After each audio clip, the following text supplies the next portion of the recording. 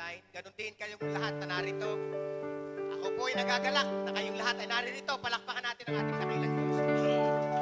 Alam nyo, isinama nyo sa equation, isinali nyo, dahil kapartner nyo ang Diyos, kapartner natin ang Diyos, kaya masaya tayong naririto.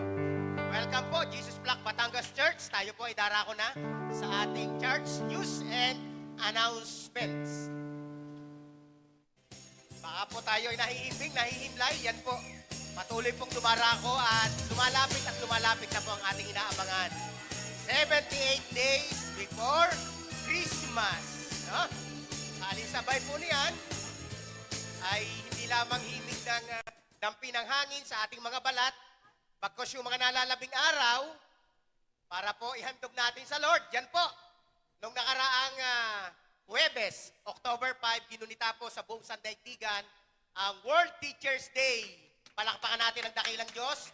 Hindi lamang taga-DepEd Public, kundi private school, ang Jesus Black Academy, Mabini, ay nagdiwang. Palakpakan natin ang ating mga kids, ating mga parents, ang ating mga teachers na itinuturing nating mga bayaning buhay.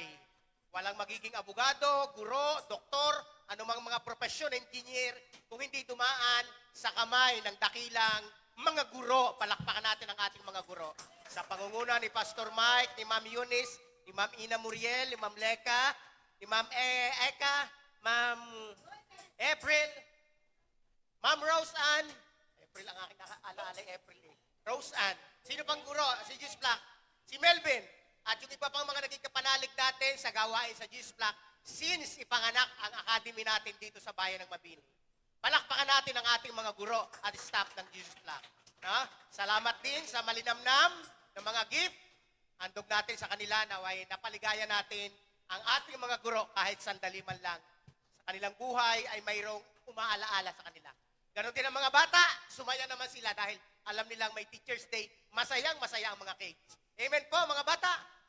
Sige, anak pa more, anak pa, dagdagi pa yan, kakunti pa yan. Sige pa.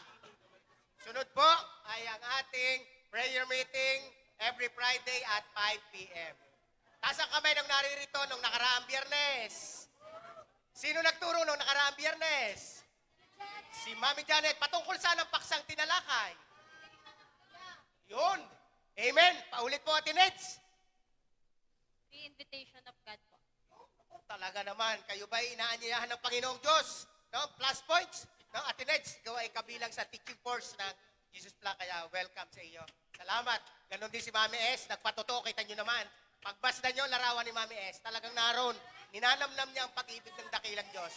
Yan, buhay na buhay. No? Sunod po nating announcement.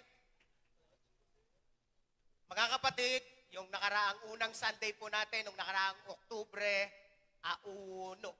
Ngayon ay Oktubre 8. So, ikalawang Sunday.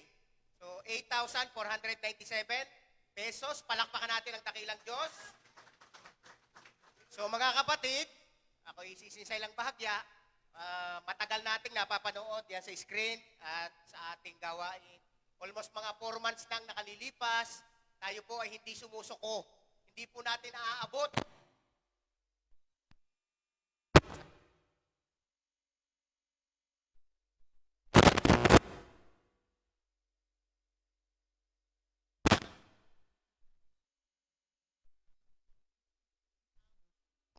Abot. Yun po ay commitment natin sa Lord na 75,000 monthly. Hindi naman po pwedeng mahimpil, hindi po pwedeng matigil yung pagbabayad monthly. So, dahil nariyan na po yan, atin naman pong tugunin yung panawagan ng Diyos. Sa Lord po tayo nagsusulit. Amen po ba? Ito po ay para sa ating Lord. So, atin pong lakan-lakan na. Haba pong nalalapit na ang Kapaskuhan, ipapaalaala ko na rin po. Baka po hindi pa nalalagari yung kawayan. Yung pong kawayan ay alkansya. Kung wala pa kayong alkansya, yung po ay alabaster. Yung po'y nilalagyan natin ng mga sintimo, mga coins, barya, na pagdating ng December 31 o sa closing ng year, meron po tayong gift sa Lord. Ihahandog po natin yung ating alabaster. Baka po ating nakakaligtaan. Yun po ay nilaman ng aking damdamin nung nakaraang Biyernes. Doon sa number 3 na aming ipinag-pray ng mga Ma'am Eunice ay patungkol sa JFBC Lot and Building. Ay naalaala ko, sumagi sa akin puso, nga pala may alabaster pa palang dapat nating At yun ay ating commitment sa Lord. Amen po ba? Plus yung ating special gift. May mga tinatawag pa tayong sacrificial gift para sa Lord. At yung ating talagang pinaka para sa ating dakilang Diyos. Para yun sa ating Panginoon. Oh. Amen po ba? Huwag naman kayong i-announce na naman ng sir. Hindi naman po. Ito po'y para sa Lord. Talaga pong kailangan natin. At ito'y para sa atin. At alam nyo, hindi nyo may tatagi sa yung sarili. Pag kayo isinside yan sa kalsada, ako ay bahagi ng school na ito. Ako ay part at pamilya ng Jesus Flock ng loteng ito. Masarap namnamin sa damdamin. Lahat kayo naririto, maging nasa ibayong dagat natin, maging yung ating loyal supporter, at yung iba pang nilililok ng Panginoon ng kanilang mga puso para dyan sa gawain ito. Amen po ba? Tayo ngayong umaga ay darako sa offering call na tayo ay sinorpresa ng ating kapatid mula sa ibang lalawigan. Ililit tayo ng ating kapatid ni si Kuya Andy para sa kanyang saliw na musika, handog niya sa dakilang Diyos. Ang ating offering, mga kapatid, ay para sa ating dakilang Diyos. Si Kuya Andy ay talagang naglaan ng oras para sa Lord. Sige, Kuya Andy. At yung ating guslo ng ating tithes and offering, mga kapatid,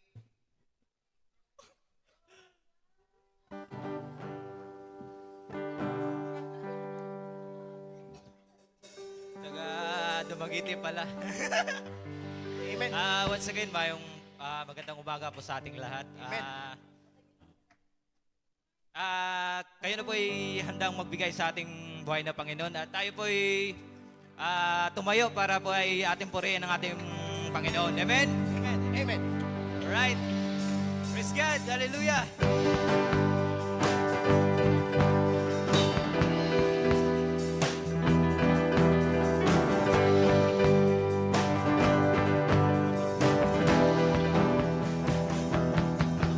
Kagalakan ko, O Diyos, na Ikaw sa presensya mo'y kagalakan ko'y umaapaw sa gitna ng problema. Kahit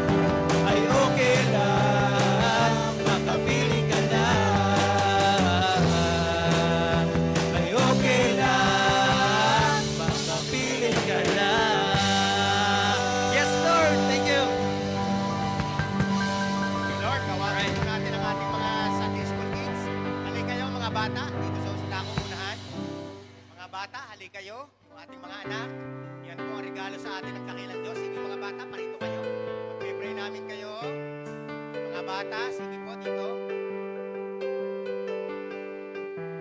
Mga bata dito. Okay, pigit ang mga mata, mga kids. Sige, dagdagan pa po natin ang ating mga babies. Sige po.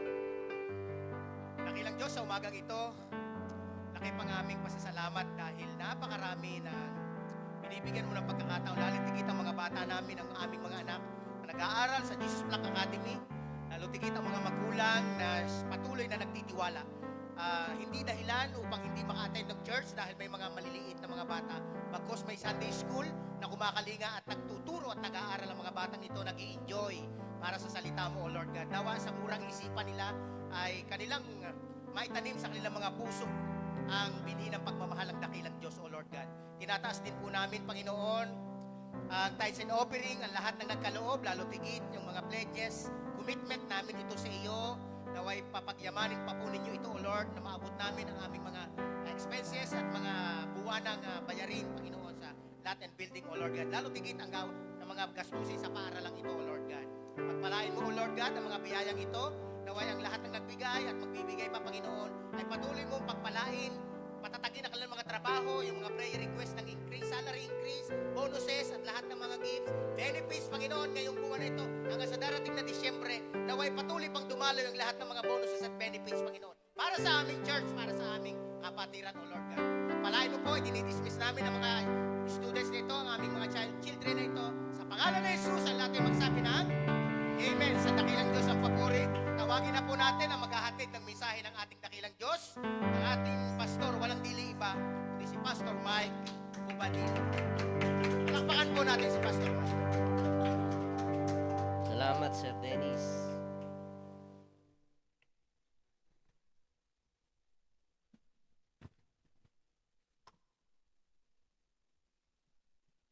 Tahimik ko. Okay, why don't we all stand? We're going to pray for Israel. Some of us have already heard the news maaring sa online. Right now they are being attacked by terrorist yung Hamas group. And apektado lahat, no? From sa air, sa land, sa sea. And it's been ongoing. Kaya ating panalangin ang bansang Israel. Kaya let's all pray, Father. We pray for the peace of Israel right now. With all the things going on, alam namin, Panginoon, na nahihirapan ang mga Lord, ang mga Lord tao sa Israel, Panginoon. But Lord, I pray that you are the God of Israel. I pray for your Lord mighty hand to move. Lord, in the midst, Lord, of the suffering, in the midst of death, in the midst of violence, Lord, we come against all of these things right now in the name of Jesus, Lord. I pray that your name, Lord, will be lifted up, Lord, in that place, oh God, Lord. Lord, we pray for all the politicians, Lord, for all the soldiers, Panginoon, Israelite soldiers, oh God. I pray that you would just, Lord, be with them. I just pray, Lord, that you would just give them the strength that they need right now, Lord. And even for the people, Lord, of Israel, Lord. Be with them, Lord. Be with them. Lord, we even pray for those suffering, Lord. Maging sa pagkakataong ito, marami ang may mga karamdaman, Lord, with all this flu virus going on. Lord, we ask, Lord, for your mighty hand, Lord, to just move, oh God, Lord, in their midst. Lord, bring healing. Bring healing, oh God, in this prayer in Jesus' name. Amen. Amen. You may be seated. I'm still in the road to recovery. Okay, medyo hinihingal pa at masakit ang aking mga buto. Okay. Okay, I'll be sharing don't be an enemy of the cross. You can read that in Philippians chapter 3, verse 18 to 19. Sabi dito, for many walk of whom I have told you often and now tell you even weeping, that they are the enemies of the cross of Christ, whose end is destruction, whose God is their belly, and whose glory is in their shame, who set their mind on earthly things. Kaya, alam niyo po, when we try to uh, say the word cross, no? Okay, ano bang what does the what does it look like to be an enemy of the cross? Ano ibig sabihin? Okay, na ikaw ay kaaway ng krus. The word cross is avoided by countless numbers of people, no? Because during the first century time, okay, during the time of Christ, okay, uh, being sentenced, dying on the cross is a very humiliating thing. Pag ikaw po yung nasentensyahan na ipako sa krus, ay ibig po sabihin, goodbye na. Okay, no more coming back to your family. It's the end. Okay, and so cross meant only one thing and one thing only, which is death by crucifixion. So medyo mabigat po, no? Okay, during the first century, okay, when you talk about cross. Okay, and so when there are people who's trying to follow Christ, okay, they want to the desire, Lord, susunod po kami sa inyo. Lord, we will say yes to you. Pero anong binigay na challenge ng Panginoon Diyos sa mga tao na naisumunod sa Kanya? In Luke chapter 9, verse 23, it says here, Then He said to them all, If anyone desires to come after me, let him deny himself and take up his cross daily and follow me. Okay, that was a challenge, no? Okay, by Christ. Okay, ibig sabihin, there's a cost. May kabayaran po ang pagsunod sa ating Panginoon Kristo. Hindi po ibig sabihin that your life will be good, okay, that it will be bed of roses. Hindi po yun, no? Okay, when you want to follow Christ, when you say yes to the Lord, there's a cost. Okay, may kabayaran ang pagsunod sa ating Panginoon Kristo. Okay, during that time, okay, mayroong intense persecution. Dito hindi natin gaano nararanasan yung intense persecution, no? Pero if you just go to communist countries, okay, that they are many Christians are still being persecuted because of their faith in the Lord. Okay? And if you would just really try to see sa Acts, no, during the during the establishment ng church during those times, alam natin na sino ang kalaban ng mga Christian noon. Okay. Sino ang berdugo ng Kristiyano nung panahon yon? Si Saul. Okay. Dahil si Saul, ang tanging niyang mission is to kill all the Christians during those times. Tinutugis niya, no? Pinapakain niya sa leon, at talagang is trying to be able to annihilate lahat ng mga Christians during those times. And so sa atin hindi natin nararanasan 'yun, no? Pero there's a cost in following Christ. Iba nga sa atin masabi, born again ka naman naiiyak na. Ayaw na sumunod sa Lord dahil sa konting puna lamang ay gayon na, no? So if anyone desires to come after me, let him deny himself. Okay? So you need to deny yourself. Okay? Take up your cross every Sunday. Okay?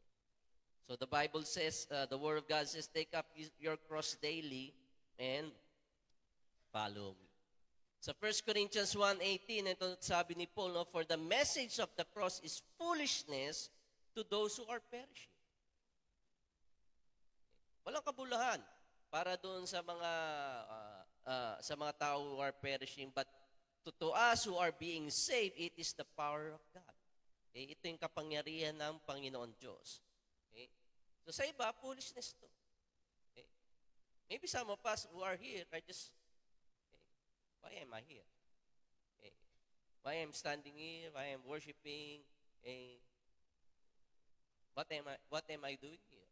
Iba sa atin na napipilitan lang, no, dahil lang magulang narito or whatever, pilit na pilit lang dahil ano man ang reason, no? Okay. So for others it was foolishness, okay? But preaching the cross attracts the demonstration of His power because it is the authentic gospel. Ito yung totoong gospel. Okay? Hindi yung, Lord, I'm going to follow you. And then that's it. Okay? It's just a one-time decision. Okay? Following Christ is not a one-time decision. Okay? Naiiyak ka dahil alam mo na sablay-sablay ang buhay mo, alam mo kung ano ang mga pagkakamali mo, mga karumal-dumal mong ginawa. Okay? Pero it's not a one-time decision. Okay? So if you want to follow Christ, you have to take up your cross daily and follow. Hindi po literal, no? Okay? Mamaya gagawa na kayo ng ano, no? ng kahoy na gagawin yung cross, tapos pagpasok niyo sa Anselmo, may dala-dala kayo. Tatanungin ka ni Ma'am Soil, bakit may dala kang cross? Sabi ni Pastor, di ba daily daw? Saan ka man magpunta, may ganun. Okay, that's not what I'm trying to say, no? Hindi literal, no? Take up your cross means there are things that you need to sacrifice when you want to follow the Lord. Okay? And so, let's go to Philippians 3 one more time, 18 to 19. Hopefully by 10 o'clock tapos ako. 9:30. Okay ba yun? Matatapos na ako eh. Okay, Philippians 3:18 to 19. For many walk, of whom I have told you often, and now tell you even weeping, that they are the enemies of the cross of Christ. Okay, whose end is destruction. So cross is foolishness to those who are perishing. Okay, anong sukdulan nito? Okay, anong ending nila? Destruction. Okay, what does it look like? Una-una, whose God is their belly. Tingnan niyo yung tiyan nyo.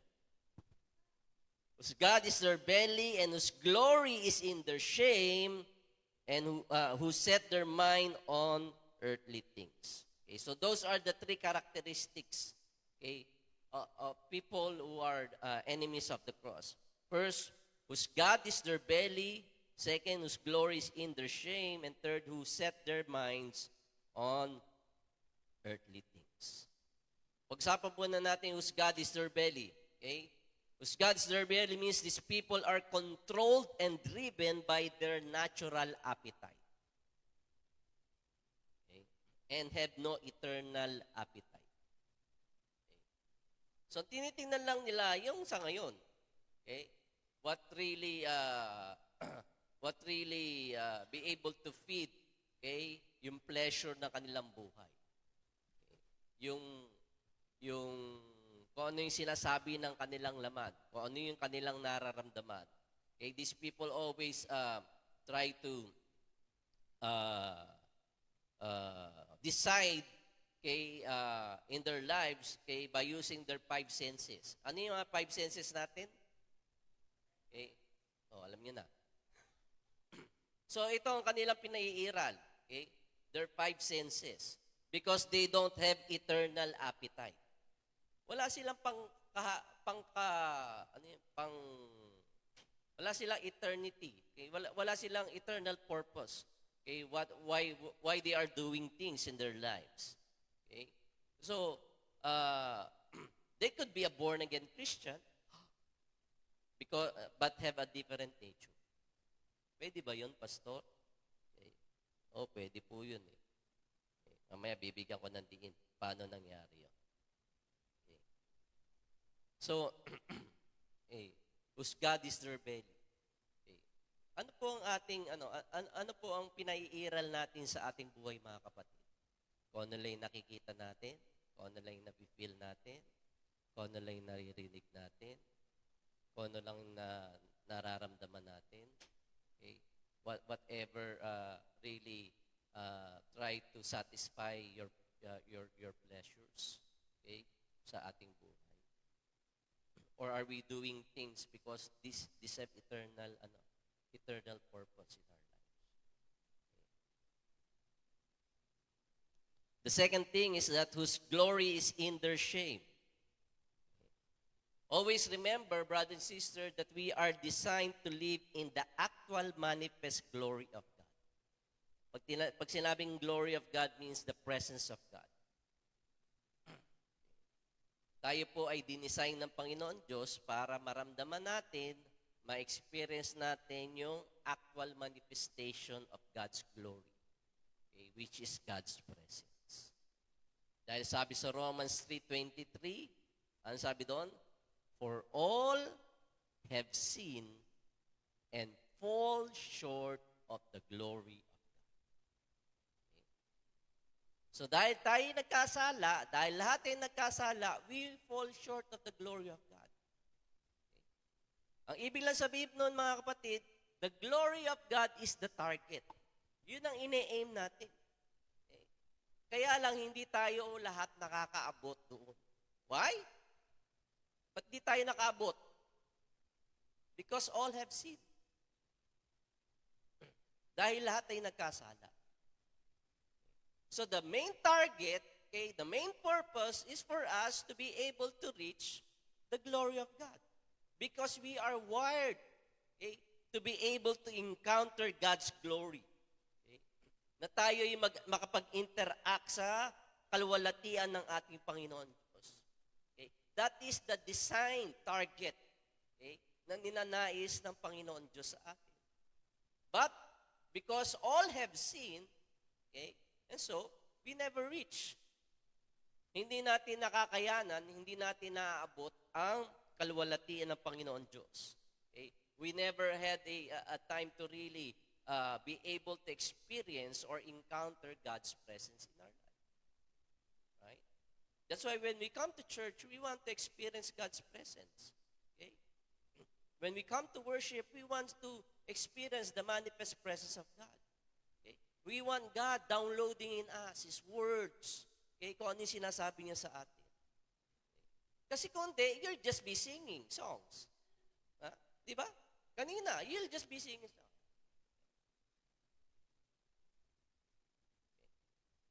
Pero meron bang nangusap ba ang Panginoon Diyos habang ikaw ay umaawit? May sinabi ba sa iyo ang Panginoon Diyos? In-encourage ka ba niya? O may mga bagay ba na pinapabago ang Panginoon Diyos sa iyong buhay? That is manifesting God's presence. You come here Sunday after Sunday, and yet you never really experience the manifest presence of God. Why? Because we fall short. Ano yung pinaka-culprit? Because we have sinned. Yun po ang malaking hadlang. Okay. Ang ating kasalanan. Pero ang nais sa Panginoon Diyos, ang disenyo ng Panginoon Diyos is that we were made, okay, for this, to experience God's glory. At yung mga bagay na hindi karapat-dapat, we need to get rid of that. We have to put it off in our lives. Kaya nga, isa o dalawang options lamang ang ating nararanasan. Okay? Either glory, okay, or shame. Glory or shame. That's the only one of two options na nararanasan mo sa iyong buhay. Glory or shame. Kahihiyan. Marami ba sa atin, do you experience in your life that you don't want to attend church? Experience na yun? Dahil tinatamad kayo. Okay. For some of you who are really deep in the Lord, okay, yung iba sa atin, we don't want to go to church because of shame.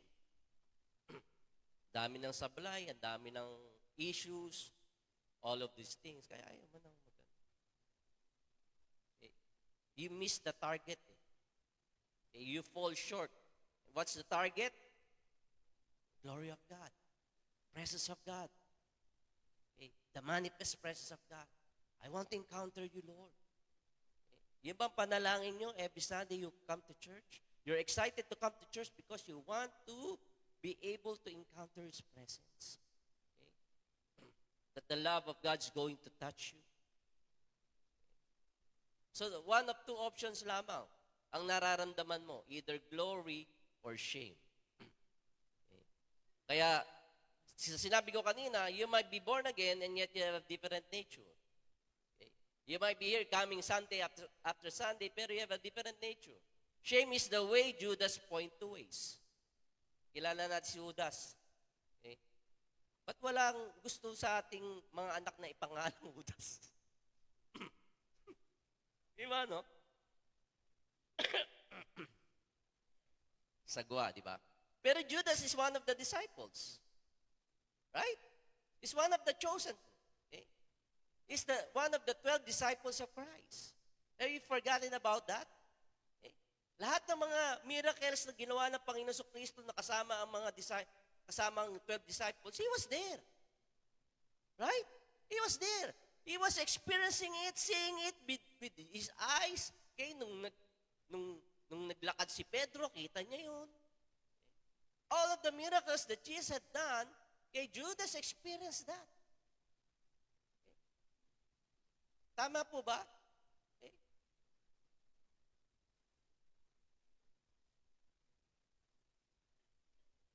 Judas, one of the disciples of Christ, yet he has been stealing. Nagnanakaw siya. Bakit? Ano ba trabaho ni Judas sa ano? Okay. He is a treasurer. Okay. Siya ang tagapangalaga ng kanilang pera. Okay. So Judas, okay, is a treasurer. Okay. And why would Jesus make Judas a treasurer? Maraming sabi, kaya ginawa ng Panginoon Kristo na si Judas ay treasurer so that he would be able to expose him. Nais ng Lord na expose si Judas. Okay? Probably. Pero I believe Jesus tends to promote us into positions and places for us to have the opportunity to deal with our issues. Why you are here right now? Why you are in your position right now? It might be an opportunity for you to deal with your issues in life. Nilagay ka ng Panginoon Diyos sa posisyon na yan. Nilagay ka ng Panginoon Diyos sa lugar na ito so that you would be able to deal with the issues of your life. Naunawaan niyo po ba ang sinasabi? So Jesus put Judas in that position so that he could see that he could finally deal with what he has brought to the table. And what is that? Okay. It's yes to follow Christ. Lord, I'm saying yes to you. Okay. I want to follow you, Lord. Okay. Kaya sabi ng Lord, put it on the table, then prove it. Okay. Naunawaan niyo po ba ako? Okay. So not all promotion come because you earned it. Some promotion is we call grace promotion. Okay? Grace promotion is a way to give us an opportunity to deal with our weaknesses. Si Judas, naging treasurer, kaya lamang nasisilaw siya dun sa kislap ng mga barya, ng mga pilak at ginto. He's been stealing. Instead of proving his yes to the Lord, he cannot deny himself. He cannot take up his cross daily. He was there. Okay. He had an encounter with the Lord. Okay. With all the miracles that the Lord has done. So, posible ba yun? Posible pala na may mga umaattend ng church pero ang totoo are enemies of the cross.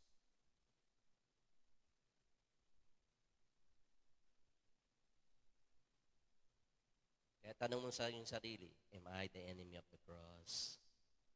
Am I? And lastly, set their minds on earthly things. Okay, the lifestyle of the cross could be seen in how a person thinks. Paano ka mag-isip? Okay. If you have the lifestyle of the cross, then you have to have the right perspective. Okay. So how do you think? There's an event when Jesus predicted his death, okay, with his disciples, nung sinabi ng Panginoon Kristo na ako ay ipapako sa krus, I'm going and I'm going to be put to death, okay, on the cross. Okay. Ang ginawa ni Pedro, he took him aside. Okay.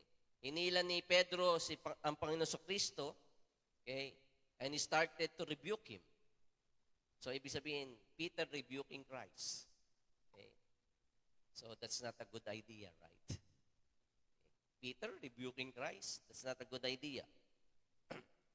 So, bakit nangyari ito? Because the cross interrupts what they were hungry for.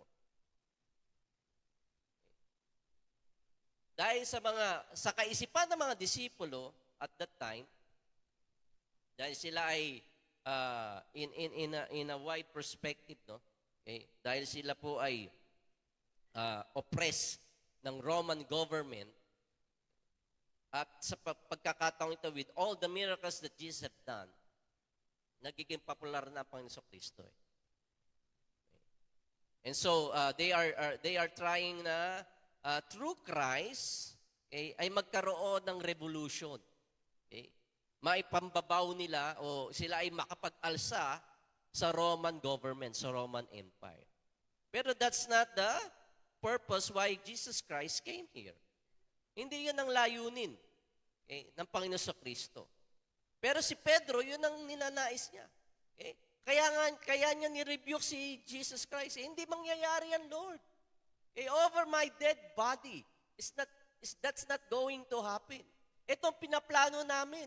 Mag-aalsa tayo laban sa Roman government, patatalsikin natin sila para tayo mismo ang maghari dito.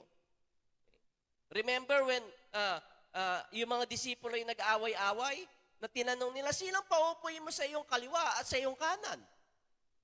Diba? Naalala niyo yun? Okay. They're trying to put themselves in a position, if Christ, if you would be the king, let me sit at your right hand. Okay. At yung isang disciple, let me sit at your left hand. Nagpapaungusan na sila. Pero hindi yun ang layunin ng ating Panginoon Kristo. So the cross interrupts what they were hungry for. They were hungry for power. Okay.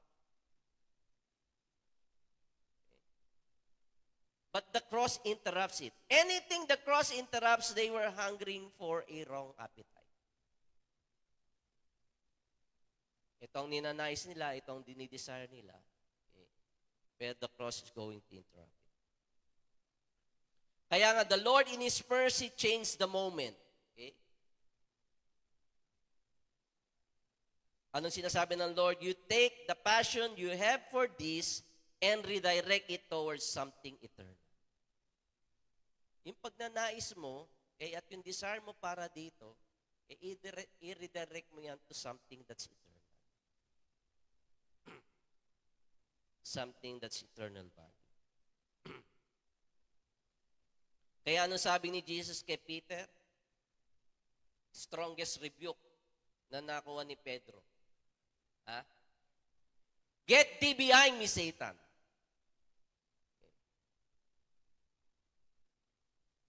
Ni-rebuke na niya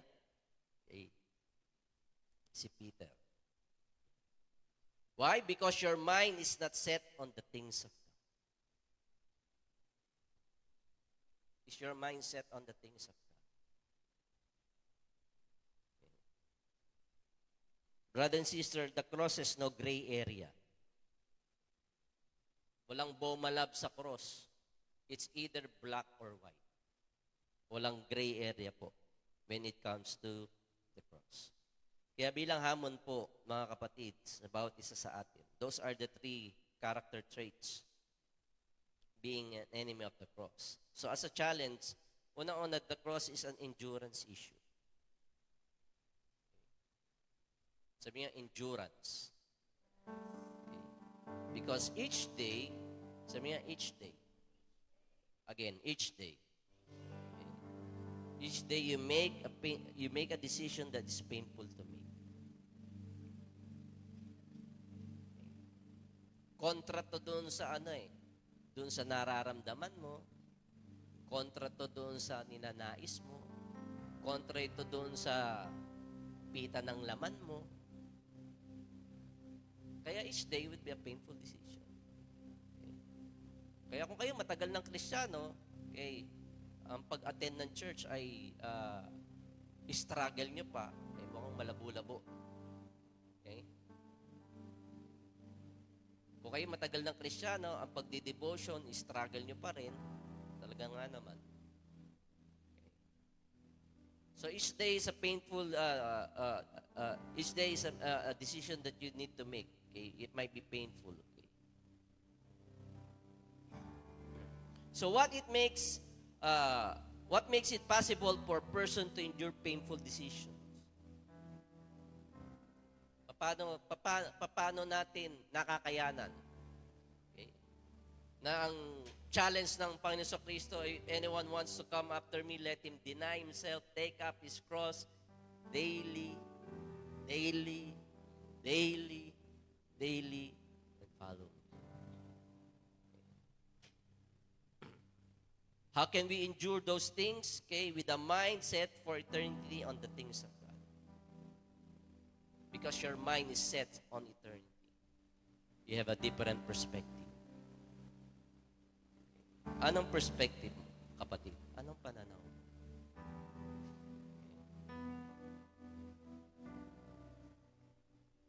By keeping things in the right perspective. Okay. Kaya ito ang sabi sa Hebrews 12 verse 2. Listen here. Hebrews 12 verse 2, looking unto Jesus. So, saan daw tayo nakafocus? Looking unto Jesus, the author and finisher of our faith, who for the joy that was set before him, endured the cross, despising the shame, and he sat down at the right hand of the throne of God. So Jesus kept something in front of him to make this impossibility doable. Remember during the Garden of Gethsemane, ano sabi niya sa Lord? Okay. Nag-struggle din naman siya, di ba? Okay. Lord, take this cup away from me. Take this suffering away from me. Kung maaari lang.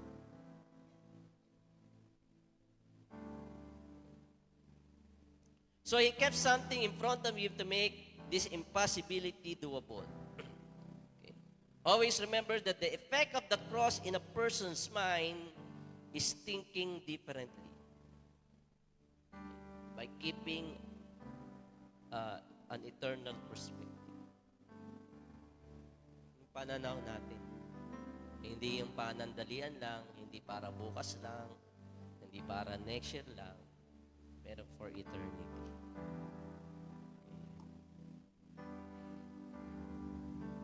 So it is our yes to God no matter what. Right? Every day, yes, Lord. No matter what. No matter what the sacrifice, no matter how difficult it is, no matter how painful it is, yes, Lord. Don't you know that Jesus gave himself to die on the cross knowing that he couldn't raise himself up?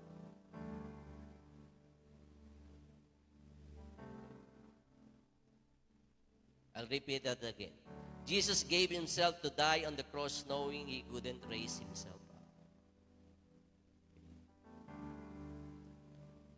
So I believe obedience is putting myself in a position where even though there's a problem that I cannot fix, I still obey. Right? That's your yes to the Lord. That's your obedience. You put yourself in a position, okay, where your problem, you cannot fix your problem, okay, only God can. And still obey Him. Okay. By getting yourself deep into it, and only God can get me out of it. Okay. Only God can save me, only God can rescue me. So brother and sister, okay, ang pagiging tunay na Kristiyano is following Christ. Saying yes to the Lord no matter what. Okay. Kung may mga struggle ka, Sinasabi ng Lord, you deal it. Okay, God put you into that position for you to deal with it. And He's asking you to carry your cross daily. Follow Him. He's asking you to deny yourself. Kaya nga, mga kapatid, okay, this is an invitation not for foolishness.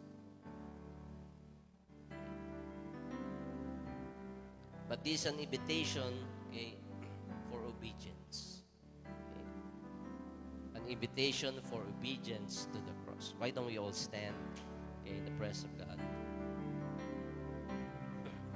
Going to sing the song, Lead Me to the Cross.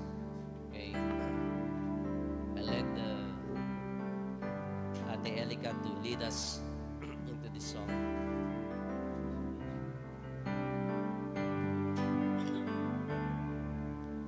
Lead me to the cross where your love poured out.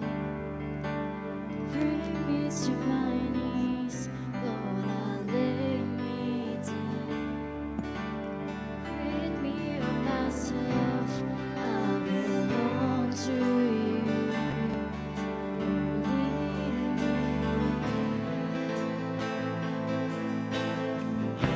Lead me to the Say again, lead me to the cross.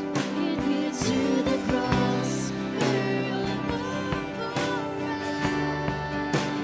Bring me to my knees, Lord, I lay me down. Bring me to myself, I belong to you. Oh, lead me. Lead me to the cross. Say again, one last time. Lead me to the cross, my Lord, my God. To the cross where your love poured out. Bring me to my knees, Lord, I lay me down. Bring me of myself, I belong to you. Oh, lead me. Lead me to Hallelujah. I want you to bow down your heads. Everybody, just close your eyes. I believe this is a challenge for us sa lahat ng dumadalo, maging sa mga miyembro ng JFBC. Eh, God is reminding each one of us right now na kung meron man po sa atin na naliligaw ng ating perspective, ng ating pananaw, that we are becoming an enemy of the cross. I believe this is the time for us to renew our commitment, renew our yes to Him right now. Na huwag pahintulutan ng Panginoon Diyos na tayo maging kaaway ng krus ng ating Panginoon Kristo. I want you to bow down your heads. Just close your eyes. Everybody, can you do that? Can you do that? Close your eyes. Kaya if you believe, brother and sister, that this word is for you, if you think you want to renew your yes to Him right now, if you think na, Lord, I don't want to be an enemy of the cross, I just want to, Lord, my yes 100%. I desire to follow you. Okay, I'm making a commitment to deny myself, take my cross daily, no matter how painful it is, and just follow you. If that's your decision, I want you to raise your hand. Just raise your hand. Sige po, just raise your hand. Just bow down your heads, close your eyes. Huwag niyo pakialaman kung nagtataas ng kamay yung katabi ninyo. It's between you and God. Walang kinalaman yung pagtaas ng kamay ng katabi ninyo. It's just between you and God. Sige po, just lift it up higher. Okay, for me to see it. Salamat po. Okay. You may put down your hands right now. Panginoon, kita mo ang mga tao, mga kamay na ipinaas sa iyo, Panginoon. Okay, a sign of their surrender to you. A sign, Lord, that they are, Lord, willing to follow you no matter what. Lord, it is a sign, Lord, they are saying yes, Lord. They are saying yes to you. They're not saying yes to the church. They're not saying yes to me as the pastor, but they are saying yes to you, Panginoon. Okay? And so, Lord, I pray that you just, Lord, reveal, Lord, an internal perspective, Lord, sa mga taong ito, Panginoon, na nagtaas ng kanilang mga kamay, Panginoon. Bigyan mo sila, Lord, ng panibagong pananaw, Panginoon, ng kanilang buhay, na hindi lamang nila iniisip, Lord, ang kapakanan ng kanilang sarili, ngunit iniisip nila, Panginoon, ang eternal value, Panginoon, Lord, of just being able to follow you, Lord. Sinabi mo sa iyong salita, Panginoon, if we would put you first, Lord, in our lives, then everything will be added unto us, Lord. Kaya, Lord, I pray that these people, Lord, who have raised their hands this morning, Panginoon, Lord, ikaw ang magpakita ng iyo pong kapangyarihan sa kanilang mga buhay. Ikaw po magpakita ng iyong kabutihan, Panginoon. Lord, I pray that you would just lead them, O God, on a daily basis, Lord, on the cross, O God, Lord.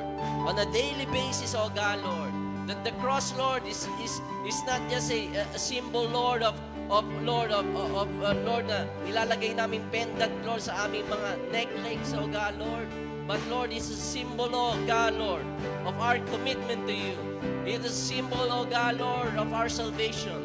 It is the power of God, Lord, sa aming buhay, Panginoon. It is the power of Christ, O God, Lord, be seen in our lives, O God, Lord. Kaya, Panginoon, I pray and I ask, O God, Lord, that you would just breathe, Lord, your Spirit, O God, Lord, and your power to each one of us, O God. Lord, na makita namin, Panginoon, ang iyong kadakilaan. Lord, na mag-manifest sa amin, Panginoon Diyos, Lord. Lord, ang iyong presensya, Panginoon, that we would live according, Lord, to the glory, Lord, of your name. Lord, to the glory of your presence, that each day, Lord, we would, Lord, encounter it, Lord, that we would, Lord, it would manifest, Lord, into us, O God. So we just want to bless you and give you praise. Sing this song one more time. Lead me to the cross. Lead me to the cross where your love poured out. Bring me to my knees, Lord, I lay me down. Rid me of myself, I belong to you. Oh, lead me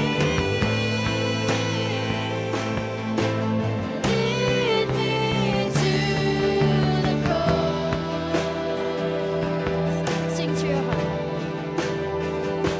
To your heart.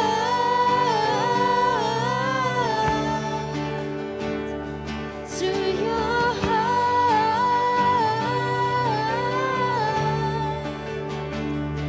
To your heart.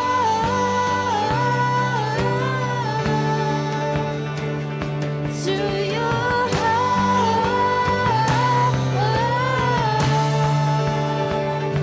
To your heart.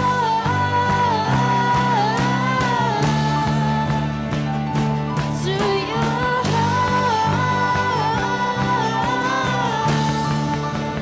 Lead me to the cross where your love poured out. Bring me to my knees, Lord, I lay me down. Rid me of myself, I belong to you. Oh, lead me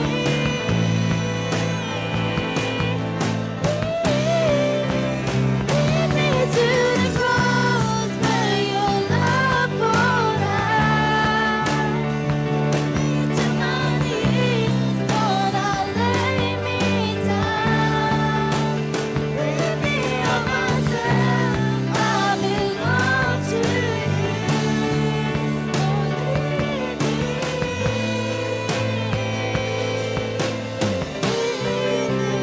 to the cross. Thank you, Jesus.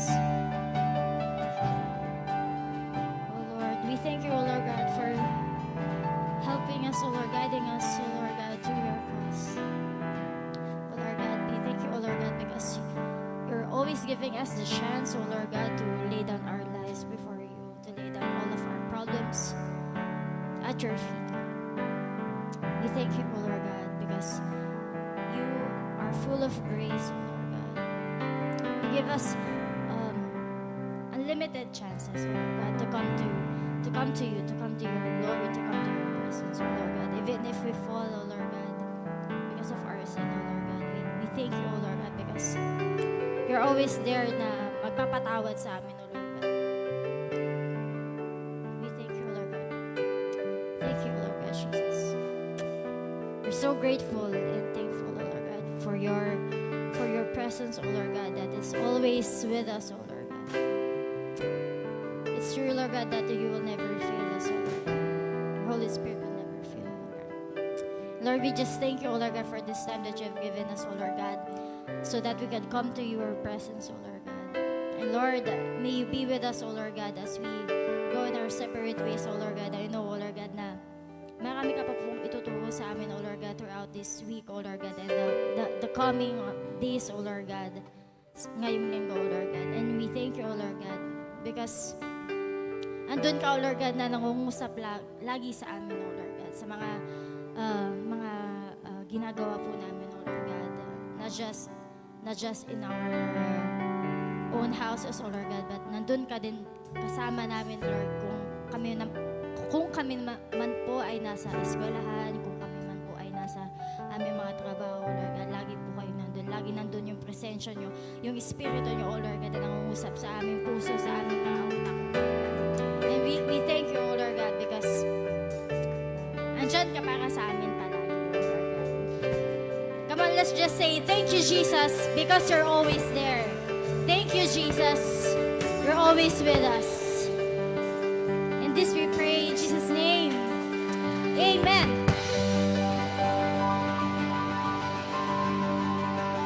Yan, tayo po yung umawit ng isang kanta. Yung inawit ni Ate. You are good. Because He is good. Amen.